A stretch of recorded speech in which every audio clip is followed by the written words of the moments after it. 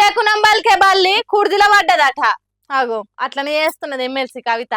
రాజకీయాలలో పంచాదులుంటే విధానపరమైన విమర్శలు ప్రతి విమర్శలు చేసుకోవాలి కానీ మనుషులను కించపరిచినట్టు మాట్లాడొద్దు.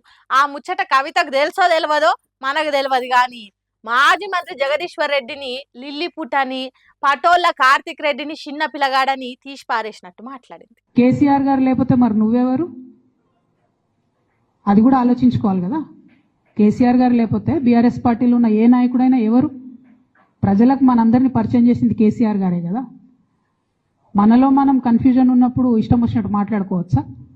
ఈ లిల్లీపుట్ నాయకుడు మాట్లాడంగానే ఇంకో చిన్న పిల్లగాడు నిన్నగాక మొన్న మా పార్టీలోకి వచ్చిన వాళ్ళు కూడా ఎటుపడతట్టు మాట్లాడు. ఇదేం పద్ధతి కవిత? పగలు ప్రతీకారాలు ఏమన్నా ఉంటే మాట్లాడుకోవాలి, అంతేగాని బాడీ షేమింగ్ ఏంది కవిత? కవిత విషయంలో జగదీష్ రెడ్డి మాట్లాడిన దాంట్లో తప్పేమున్నది? కవిత లేక ఆమె వ్యాఖ్యలు పెద్ద పట్టించుకోవద్దన్నట్టు మాట్లాడిండు. అది తప్పెట్లయితది?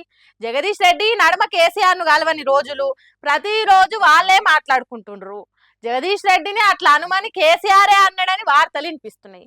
అంటే ఓ తీరుగా చూస్తే జగదీశ్వర్ రెడ్డిని కవిత తిట్టిందంటే కేసీఆర్ ను తిట్టినట్టే కదా. కేసీఆర్ చెప్పింది జగదీష్ రెడ్డి ఒక్క మాట మాట్లాడని బీఆర్ఎస్ పార్టీలందరికీ ఎరుకున్న ముచ్చటే కాబట్టి తండ్రి నానలేక జగదీష్ రెడ్డిని అంటున్నది అన్నట్టే కదా.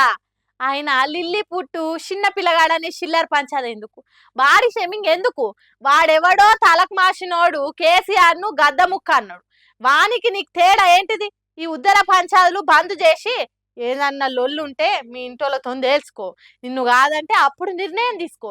అంతేగాని కాంటిల నాల్సున్నట్టు బీఆర్ఎస్ పార్టీలనే ఉండి ఇట్లా మాట్లాడు చాలా తప్పని అంటున్నారు ఈ ముచ్చట తెలిసిన బీఆర్ఎస్ పార్టీ కార్యకర్తలు.